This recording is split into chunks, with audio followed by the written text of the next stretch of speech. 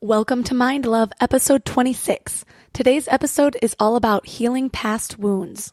There are no victims, only volunteers. The only way I could make peace with my past through the rapes, through the abuse, was to realize in some way I chose it.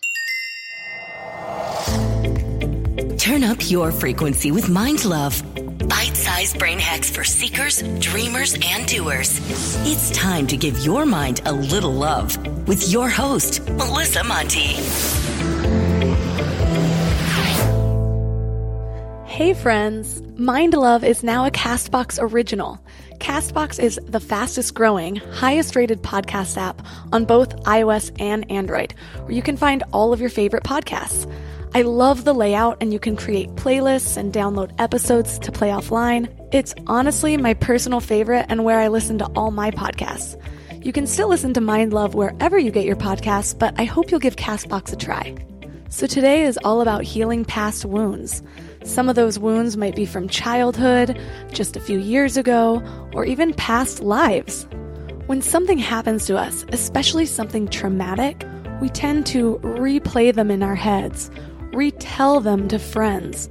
And the more often we do this, the more we attach to these stories and believe that these things are what make us who we are. But our trauma is not who we are.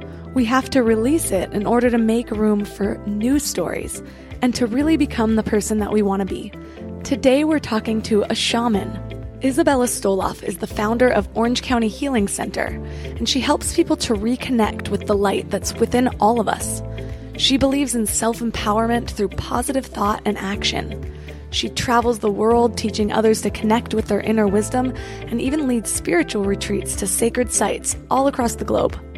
Today, 3 key things we will learn are how we lose our light and little bits of our soul, how to reclaim our light through soul retrieval, and how to look for signs from the universe that we're on the right path.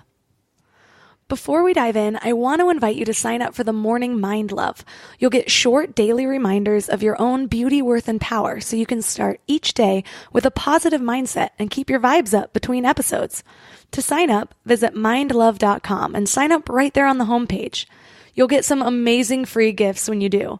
First, you'll get our exclusive Powerless booklet, which is an awesome free booklet based on proven principles from the most successful people and some of our favorite guests. Plus, you'll get a free guided affirmation meditation set at the miracle tone, which is known to help attract love, health, and abundance into your life. The layered affirmations perfectly tune your frequency for personal transformation. So be sure to head to mindlove.com to sign up. Or if you're out and about, just text the word morning to 444-999. That's morning to 444-999. And now let's welcome Isabella Stoloff to the show. Thank you. It's so nice to be here. Thanks for having me on. Let's start with your story.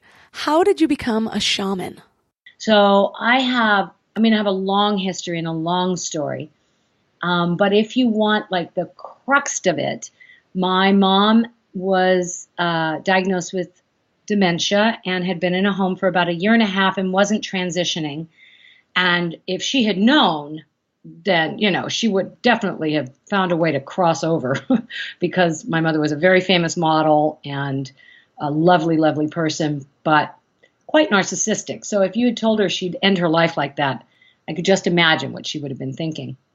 And she actually came to me etherically and said, "Get me out of here." And I thought, how can I get you out of there? I can't get myself out of here. I'm stuck in my own life right now. And so because of that, I got a over-the-phone healing with a woman in Chile, and she transitioned within a month. So it was such a life-changing experience so quickly that I had to learn more about it, and I had been, now this is going to sound odd, right? Well, I was carrying around my dead husband for 20 years, and I had the next healing was to extract him. So that's kind of the condensed version of the book that will finally get published one of these days. But it's I was raised very eclectic, so I'm lucky in that aspect. My mom raised me to believe in past lives, astrology, psychics, the earth, the planet, the fairies, the energy. She just always talked to me about energy. So when she came to me, it wasn't a shock. It wasn't like, oh, my mother's visiting me from another realm. It was like, oh, of course you're here right now and you need my help. It's very interesting, so I've always believed in a power greater than myself and a universal concept and positivity and being conscious. But I put myself through quite a nightmare for 20 years of my life. I really put myself, and now I know why, because I'm a shaman. So when your mom comes to you, what does that look like? Is it a voice? Is it a vision? It was an actual vision with her. It was, like a lucid dream. If you don't know what lucid dreaming is, audience members, it is when you're sort of half in and half out of sleep. And you sort of, that's my concept. I'm sure lucid dreamers have a whole other concept. But for me, lucid dreaming is sort of like you're in this world, but you're also in another world. And I physically felt her presence. I felt her come to me and literally just ask for my help. And I thought, I have no idea what you want from me. I have no idea how to do that. And then as, time passed, it wasn't instantaneous that I figured it out, but within a couple of months, and I was having a lot of dreams about her, a lot of dreams. But, I didn't even know what a shaman was. I had to look it up. Like, what is a shaman? And I darn sure didn't know about Peruvian shamanism. I thought it was only Native Americans that were shamans. Well, Peruvians are Native Americans, right? They're not. But yeah, there's shamans all over the world. There are Russian shamans, Mongolian shamans. And a shaman is just a conduit between the physical world and spiritual world. And I thought, well, yeah, I can be a conduit between the physical world and spiritual world. That was 2006. That's probably the best description I've ever heard of having somebody kind of come in a more spiritual way. People will say something like, oh, it's a vision or a voice. And I feel like a lot of us that don't have that connection are so bogged down by our own voices and our own repeating thought patterns that the idea of even experiencing that seems so far-fetched. But I have had some dreams like that you don't always think to listen to or feel like it's got any part in reality other than just some weird dream you're having. Mm-hmm, mm-hmm.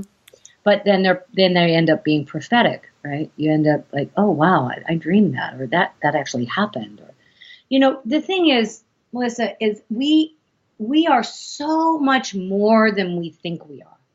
We are so much more than anybody has ever taught us about. We believe that our minds are more powerful than anything, and that's not true. Our heart is. Matter of fact, if the heart stops pumping, the mind shuts down. So who's more powerful? The mind thinks that it's this, big powerful thing, and so I really like to teach people that it's not, and that your words are spells and your thoughts are things, and you are creating constantly, and your body is an amazing tool. It's amazing. Your body is amazing. It's an amazing energy. Think about it, right? I love this. I love this analogy. When you cut your skin, right? What happens? We bleed. Right. I love you. All right. Let me go to the healing part of it. Your skin grows back automatically. Okay, I see where you're going with this. Bleed. Yes, you do, honey. And sometimes you need stitches, but most of the time, your skin will grow back by itself. You tell your skin to grow back? Do you think that you need to tell your skin? No, you just take that as a given. It's just a given. You cut your finger, it's going to grow back. The skin's going to come together magically. To me, that's magic. Now, your liver is the fastest regenerating organ in your body. Your skin cells are constantly changing. There's like so much more going on than what's in our head. We're like so consumed with our lives and our head and the moment. And when we start like thinking of these concepts like, wow, my heart's important, and My skin grows back automatically and my liver is constantly, it's like we are magic. We're pure magic. But we give our power away to our negative thought patterns. And we are cut off from, in whatever way we're cut off from the other realm, from that unseen world that makes the flowers grow, that when a seed is planted, it turns into a tree. It's amazing. We live on an amazing planet. Why are we so cut off from that magic? Oh gosh, honey, there's so many reasons. First thing that comes to mind is war. War cuts us off from the love for one another and mankind, prejudiced, not feeling good enough, eons and eons of patriarch society models, just not being told to trust your inner wisdom, being taught that, pleasing other people is more important than pleasing yourself. There's so many. So it's like the why of it is not as important as how do we move past it? How do we get into the now? How do we become conscious beings in this moment, where this moment is the only thing that matters? Okay, so how do we begin to be these conscious beings living in the moment? Great question. Let's talk about some technique, right? I love to teach. I'm a teacher. My very favorite things to teach is blow it in the stone. And you don't even have to have a stone. But I blow the energy out because everything is breath and intention. So the first thing that cuts us off from feeling and being in tune with our feeler healer is all this stagnant energy that lives in our vibration or in our energy body. That's a whole other thing that we can talk about. But let's just talk about, okay, I'm feeling anxious. Because a lot of people are feeling anxious today, and it's getting worse because of the telephone and all the constant stimulation. So what I say, make a fist and blow. When you blow, it actually clears the issue, clears the energy body, and aligns your spirit. So that's the very first thing is I'm feeling anxious, worried about money, I blow. Releasing all that no longer serves me, feeling that the angels and guides are around me, cleaning up all that dust. And then I align myself with the earth, with the stars. I align myself with myself and tell myself I'm a good person. All is well. I trust my intuition and everything's going to be fine. So when we start to do that kind of self-talk, right, when we start to really comfort ourselves, really listen to ourselves, our whole world changes. Ooh, I like this because there's something about having a physical representation or an action that just makes something feel more real to me. So am I also visualizing that which I want to let go while blowing into the fist? No, that's too heady. Well, I've been told that before. It's I'm a very grounded spiritual being on this planet. I have to be in order to stay here. So I do as many tangible, realistic things as I can. I try very hard not to attach to what, why, when, who I was in a past life, all that. I try to just go, okay, I'm feeling heavy right now. I let that go. I bring in the light, I feel the joy, I shift my consciousness, and I move forward in a positive way. I was talking to a really successful multimillionaire entrepreneur, and I asked about his past and how he got here.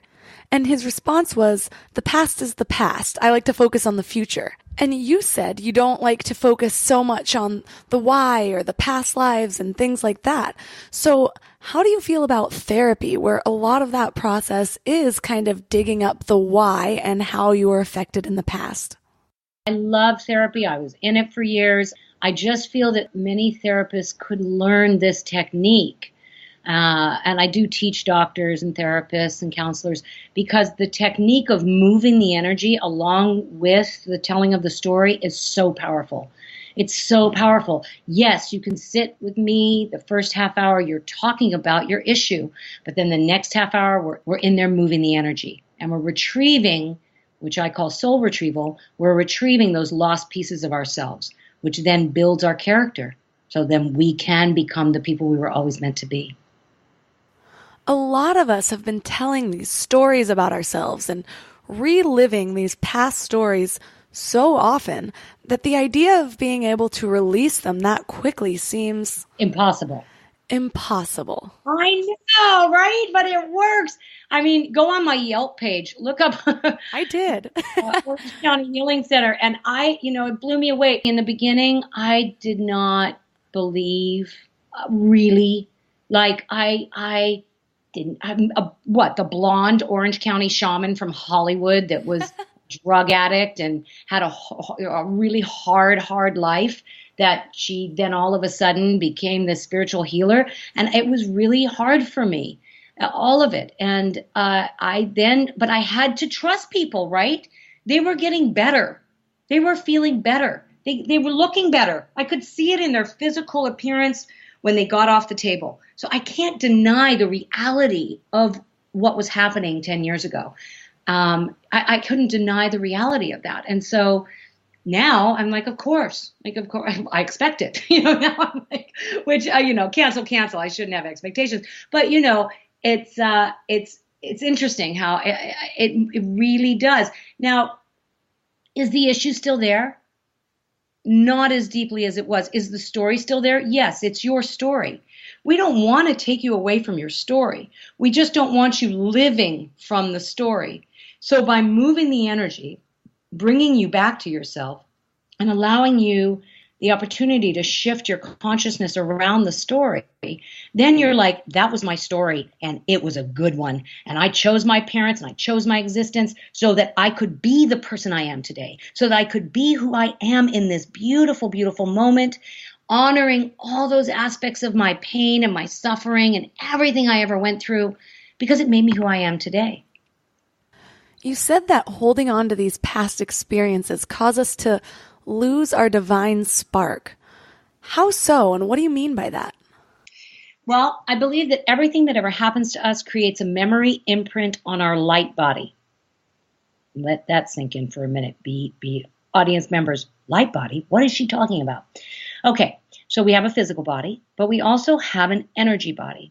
So if everyone right now, if you're not driving or sitting in your office space, but if you're at home in a comfortable space, your arms out beside you, all the way out. Extend your arms as far as you can go. And where your fingertips are, raise your hands above your head and move the energy down to the floor. And that's about your energetic field all the way encompassing your energy body. Now bring your hands, not touching, but really close together, and feel yourself. Now, many of you out there might not feel anything. So if you don't, rub your hands together, get the energy going, blow out, and shake your hands off and try again. And the more you concentrate on that warmth, on that energy that you're feeling in your hands, move your hands apart a little, bring your hands together a little, and feel the energy ball that you could actually create. And breathe into that moment of feeling yourself. So back to everything that's ever happened to us creates a memory imprint on our light body. So this energetic field around you gets imprinted from trauma, from you being a small child and somebody yelling at you. It gets imprinted. And what happens sometimes, if the trauma is deep, or even if you're a tiny thing and some big person is yelling at you, you will flip out of yourself. So it's kind of like a little piece of your light gets, I call them fragmented soul pieces, but it's really just like a little piece of your light pops out. And then sometimes you get stuck in that scene. You get stuck in time. And so what happens is you relive that scene over and over and over again, and you try to work it out at the level of the mind, but you can't. You can't work that out at the level of the mind. You need a skilled professional that knows about energy to help you move that energy out and then bring that piece of you back. Now, I know it's very etheric and it seems very out there, but I've actually started to get a little scientific proof. I was at the Conscious Life Expo, and they do aura pictures. Have you ever had that done, where you had your aura photographed? No, but now that's all I want. Right? Okay, so this guy came to me. I do little mini healings, and I'd done a healing for him. And he came back to me with his brother with this photograph. And so his brother needed a lot more than I could do in a few minutes, but I did what I could in my little 15-minute thing.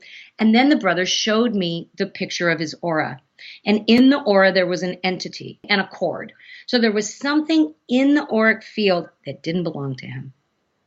And I then went to work and do what I do, and I cleared him. And I then said, we have to get another photograph. We have to go back. I will pay for it. Let's get another aura photo because I know that's going to be gone. And sure enough, that energy had moved out of his auric field and it was clear. So I do believe that one day I'll have more scientific proof other than just me and what I do. I really believe that too. I feel like we kind of took a weird trajectory. Like we had a lot of things figured out in ancient times, like Ayurveda and Chinese medicine and intuition. But it's almost as though the more technology that came about, the more people, especially in the West, started viewing things as woo-woo or unrealistic or too spiritual. But now it seems that our technology is starting to prove the ancient philosophies like the mind-body connection and, as you said, auric fields. So that's super exciting to me. Right. And now you have to go back into the olden days, right? When this was happening and witches were being burned at the stake, or people were afraid of the gypsies, or they said it was witchcraft or voodoo or woo-woo or whatever. You know what I mean? So because of that, that really scared people when people could see or speak in tongues or could heal people magically. People were afraid of magic. So I'm very much about teaching people to not be afraid and to really own it, own their own magic, see what a magical being they could be. The other thing I get is orb photos. So I do a lot of fire ceremonies at the Orange County Healing Center and types of things like talks and whatnot. So I get these photographs. Now I've actually photographed a fairy and I've actually photographed a serpent that had Kundalini. If anyone out there knows what the Kundalini serpent looks like, but it's the Kundalini serpent and the chakras are very bright inside this orb and it's a snake and they are very, very clear. I did a goddess ceremony one time. It looked like there was a whole other planet in my backyard. It's unbelievable the kinds of photographs that are proof. And I know that some people might be listening right now and thinking, this is too far out for me. I thought I was just going to listen to a show on shifting my consciousness and being more mindful and meditating. But you tuned in, so there must be a part of yourself or a part of your spirit that's ready to hear this. I always say, highest and best good, no harm to anyone.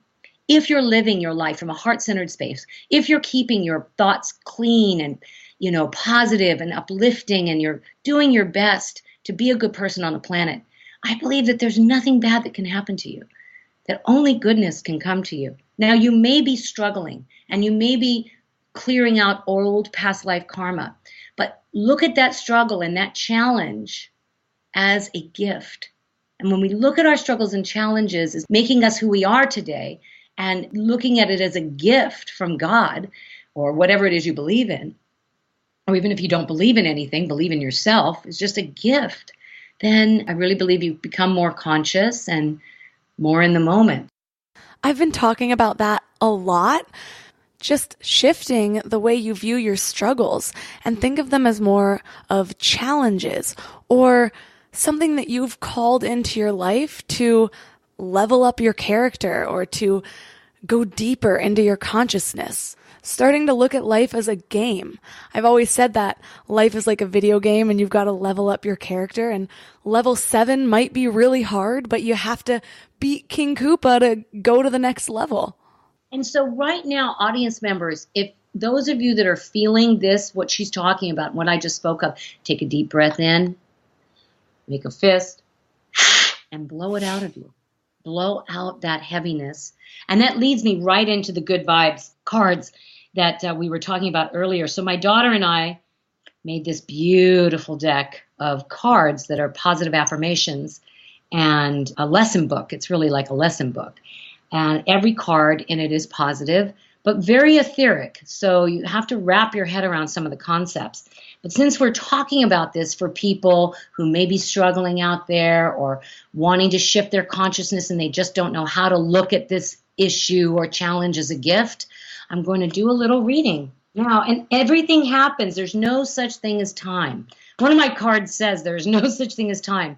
So any healing or reading that we do today will be there for eternity. It is remember who you are even when the weight of the world seems endless. So remember who you are even when the weight of the world seems endless. And now I'm looking through the little booklet. Remember who you are even when the weight of the world seems endless. Sometimes life is heavy and the challenges seem endless. When you focus on all the things that need to change, you become overwhelmed and are unable to move forward.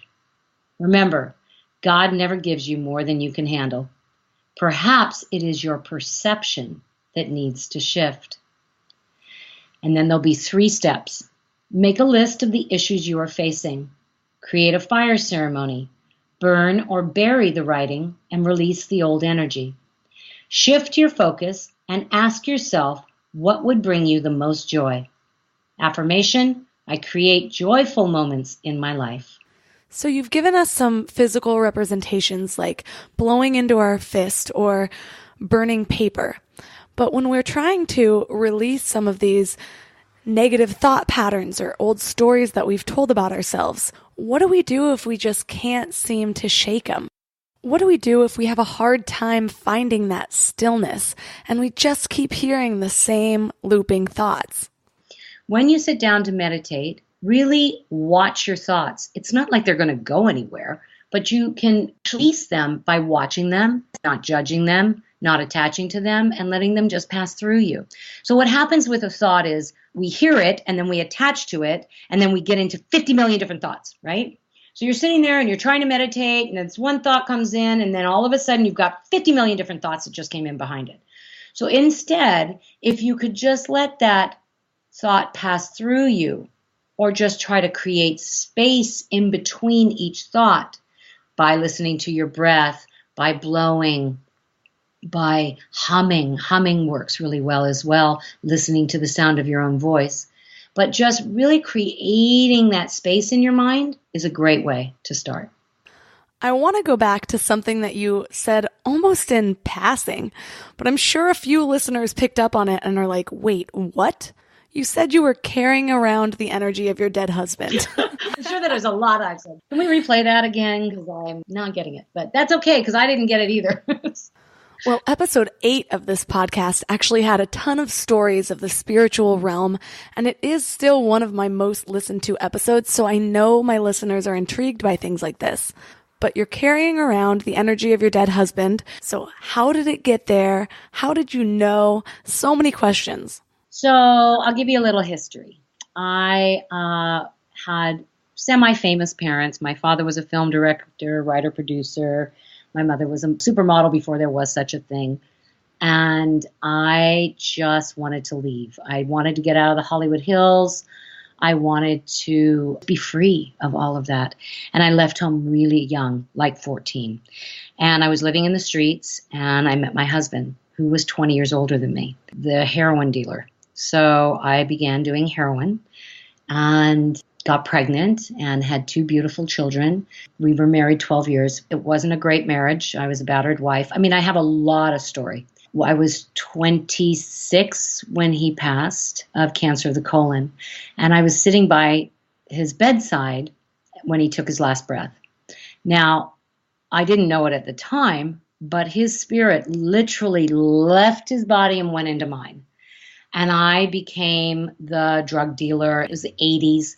And I was wearing men's suit coats and thinking I was a man. I mean, not that I was that, you know what I mean? I was just like this energy. I was definitely not possessed. You know, you wouldn't say possessed, but I definitely was stronger. I was different.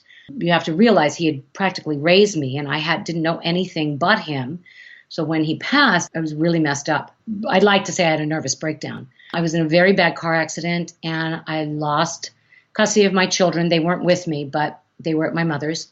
And I was trying to get out of it by telling the police, my kids, I have to take my kids to school. And they said, well, where are your children? And I said, at my mother's. And I gave the address. And my mother said, of course, bless her heart, she has a 12-year drug history. Please help her. So they gave me child endangerment and took my children. And that started a whole other realm of me, being in the streets and going to jail and eventually ending up in prison. So I spent a year for drugs in prison. And throughout this whole time, I didn't know really that he was in my system or in my energy body, but I did dream about him all the time. There were terrible dreams. I was constantly dreaming about him. I could not really get released from that energy. I got my life together. I got pregnant again with my youngest, and I got custody of my other kids back and turned my life around. But during that time, I went to see a psychic, and the psychic said to me, "So who's the dead person with you?" And I said, "Oh my gosh, that's my husband."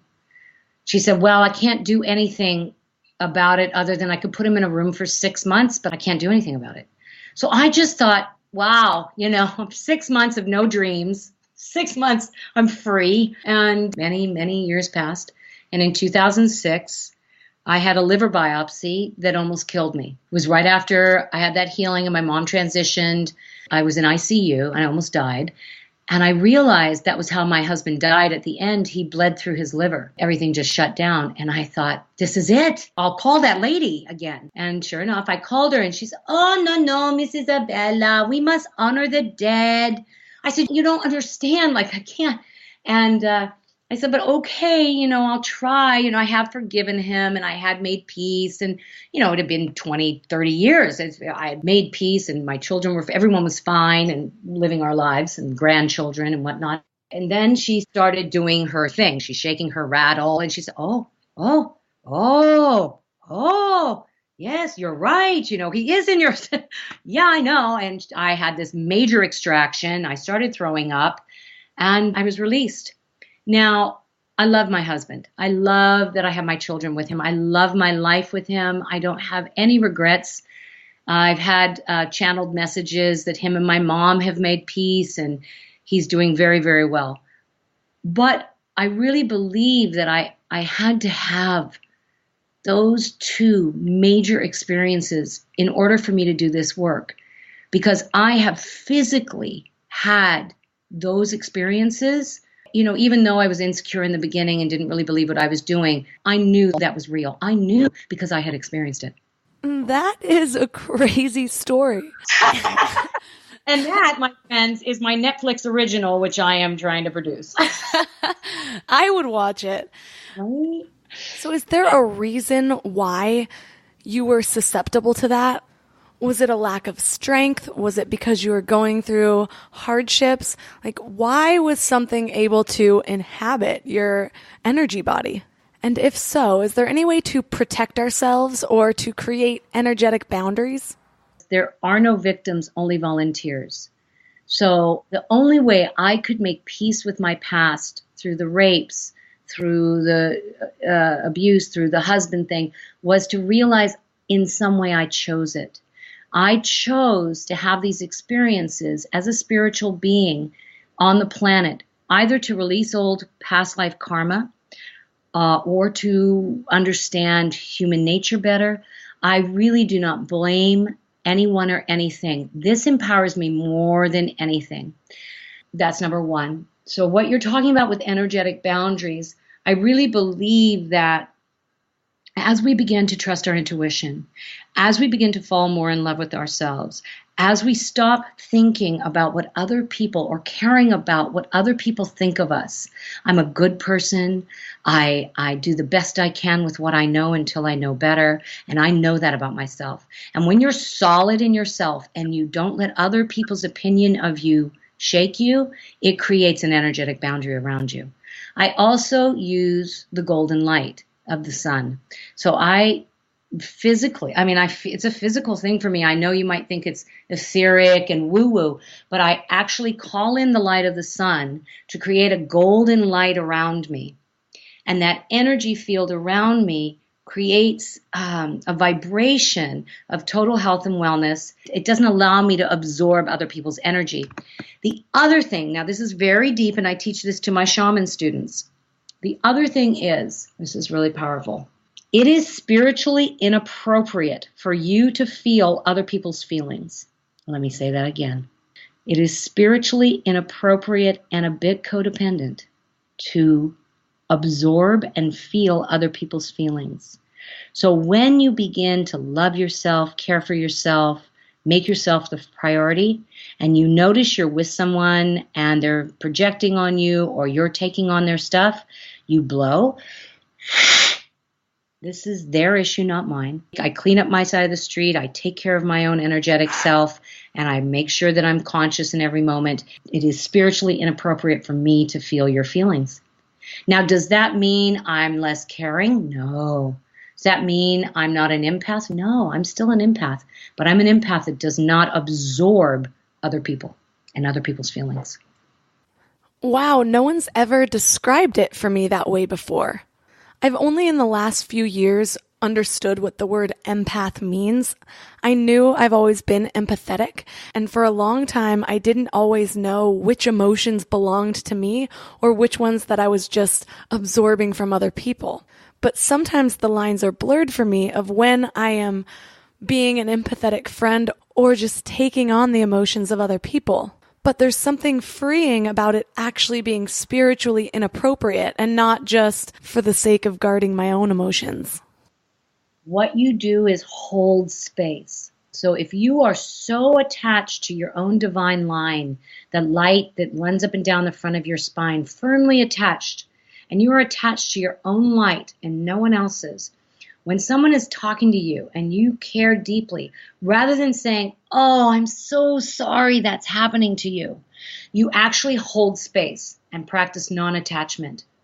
So you hold space for the person to shift. You practice non-attachment. You allow them to have their feelings. You just say, of course, feel sad, feel bad, be upset, be angry, and then either give them good advice, help them to shift out of it, or allow them to stay in it. It's not your responsibility. That's the other people. I'm not responsible for everyone. I'm not responsible for the evolution of the planet. I'm not responsible for you healing. I'm just here to hold space and assist you in your healing. I mean, I'm just here to assist you. That's it. I'm not responsible for you. That was huge for me. Huge. I'm curious about your transition. After these major life experiences, you went from literally living on the streets and drug addiction to becoming a shaman. What were those steps in between? Oh, wow. Well, I had about a fifth grade education. I'd stopped learning and dropped out of school. So I had my Victoria in 1991, and I started taking classes at Orange Coast College, got my children back, did a lot of Narcotics Anonymous, 12-step, really just started being a good person, just started helping out and being parts of women's programs and getting scholarships and getting straight A's, things that I'd never in a million years would have ever thought I could do. And each thing led to a higher self-esteem. I just started feeding myself positive thoughts. I didn't really know anything about healing per se, but I just started working on myself, just journaled a lot. So I got my associate's degree, and then I moved to Fullerton and I got my bachelor's degree. And I didn't get accepted to a master's program for about 5 years. And I worked. I just built myself up. 2002, I was accepted to the University of Idaho. And so I took my then 10-year-old daughter and moved to Moscow, Idaho, and did the master's program there. And then that was where I was when all of this happened. So it was 2006. I was really stuck. Even though I'd done all those things, I still felt I needed to break up with the boyfriend I'd been with for a long time. And I needed the liver biopsy and knee surgeries. And I just needed to move forward. And I wasn't.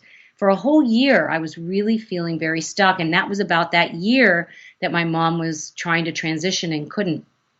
So I had that first healing where we broke a contract from a past life where we vowed to never leave each other's side.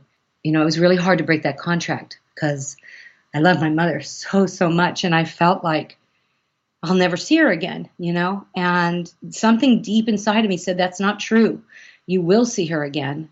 And you both need this contract to be broken in order to move forward in your life. So I did it, hard as it was. And everything moved pretty quickly after that. So I moved back to California and started my shaman training program. Because, after having that big of an awakening, it was like, I'm sorry, what is shamanism? Where did you learn this? And I started going to Peru, and then all of a sudden I was taking people to Peru, and I was teaching it and paying attention to the unseen world, talking with the animals like Dr. Dolittle. And I have to say, my big picture window in my home is open, and there is a hawk that has been flying. I used to see hawks here all the time, and I haven't seen them in a long time, and one just dove down and tried to get a bird that got away, and just now it flew across the sky again, which is a sign. So I look for signs in the animals, in the flowers, in the feathers that are on the ground. When you see 1111 or 222 or 333, I just say, thank you, angels, because I don't know why your show is touching me so much, but it is. I'm so grateful. I'm just every day. And I'm far from perfect, but I do the best I can, and I take people on spiritual journeys. We're about to leave for Greece, and I take very small groups to very sacred places to sit and meditate and become one with themselves and the planet. I have little signs that I use also. Mine is a bumblebee because Melissa means honeybee. I also like repeating numbers, and I also look for my birthday time. So I was born May 14th. So whenever it's 5:14, I call it out. But it's just like a little symbol that tells me I'm on the right path. What does that hawk represent to you? Just that we are being supported in this radio show, because even I get into the day-to-day and the struggle sometimes and think, is this real? Like, how is this real? How's this really happening? And I just got out, a year ago, got out of a relationship with the same guy. I actually got back with him, and I just loved him so much because he was just so real, just so present, but not spiritual. And so when he came back and I was doing all this, he was just like, this is crazy, Isabella. Like, what are you doing? And I just thought, but it's real. You don't understand. So, I got kind of into his thinking. So Spirit constantly shows me, no, he has to be that way because that's the only way you can live on the planet. And you continue to believe in the unseen world because we're here and we're sending you messages and we love you. You mentioned energy from a past life carrying over into this life. Some of us might be in a position where our lives right now might not look like we would want them to look. How do we know that that's energy from a past life affecting our current circumstances? I don't know that you would consciously know that that's a past life energy that you need to release. But what you do know for sure is what's going on in your current state of mind, what's going on in your current state of being. So if you really listen, and I'll go back to listening to your thoughts, if you really listen to how you think, what you think about yourself, what you say about yourself, that's really the beginning. Just really starting there. And if you find that you're constantly negative or saying, I'm fat, I can't do that, or you're using words like woulda, coulda, try, all that old programming.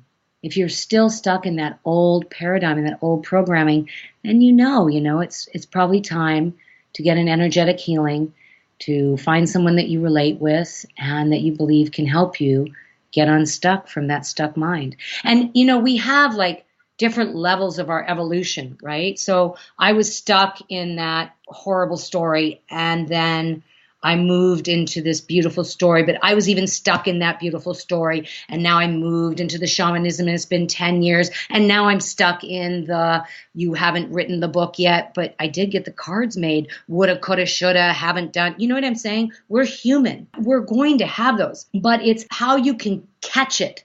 Like I catch myself right away when I start to judge myself or put myself down. And I say, oh, no. No, we're right where we're supposed to be. The book could not have gotten written any sooner. The movie could not have got made any faster. Whatever it is, it's going to happen. And I feel that something great is right around the corner. And as long as I feel like something great is right around the corner, I'm always going to be good. But when I go into darkness and despair, forget it. Forget about it. So I'm done. I might as well be dead. When I manifested my house, I started 15 years. So 25 years ago, I was manifesting the house I live in today. So it took me 15 years to get this house. So just because you're trying to manifest and you're making your dream boards and you're working on creating your reality and it's not happening and it's not happening and it's not happening, if you sit in the it's not happening, it's never going to happen. But if you trust and believe that hawk that just showed up is guiding you and get on the back of its wings and look down on your life and focus on that which is good, Spirit has a much better plan. This house is much better than anything I could have ever dreamed of. Do you have any final message that you think is just really important that our listeners know? Just remembering that life is beautiful, that you are connected to the trees, that you are made up of the same energy as the planet. If you look at the Earth's core energy, iron, sulfate, magnesium, all the minerals, all the things that are in the earth is in your blood. And if you focus on that and focus on the light and the stars and the sun's energetic, beautiful rays and just how beautiful and divine you are, coming full circle to when you cut yourself, the skin grows automatically. When you're in a problem, get outside of the box, release, get out of the confines of your mind and trust the universe has your back. Trust that you're divinely guided and absolutely protected at all times. Trust yourself more than anything. You word things so beautifully that it just puts this visual into my mind and really helps it stick. So thank you for that. I will be linking to your website as well as your Good Vibes deck in the show notes at mindlove.com/026. Is there anywhere else you'd like to send listeners to connect with you? If you can get on Isabella Stoloff on Facebook or Shaman Isabella Stoloff, I do a live feed as often as I can. And I will be touring Europe, England, Greece, and Egypt this year, which is 2018, prepping for the Egypt 2020 trip. YouTube, Isabella Stoloff. There are a lot of videos on YouTube. So there's a lot of information out there and a lot of free healing that people can get. I work on Skype or FaceTime or Face Chat on Facebook. So there's many ways to connect with me all over the world. Sometimes it's so easy to look at our situation and just wonder why this is happening to us. And then we hear a story of someone else who might have it a little bit worse than us, living on the streets, addicted to drugs, losing your kids, and still being able to not only find the light at the end of the tunnel, but pull people through that tunnel with them. You can find all the links mentioned in this episode at mindlove.com/026. Don't forget to hit subscribe on whatever podcast platform you're listening to this on. If you're on Apple Podcasts or iTunes, please leave a review. It really helps the growth of the show. And if you're on CastBox, join the conversation in the comments. I try to reply to each and every one of those, and I love hearing what you guys have to say. Thanks for giving your mind a little love today, and I'll see you next week. Thanks for tuning into Your Higher Frequency with Mind Love. Head to mindlove.com for a free gift to keep your vibes up until next week.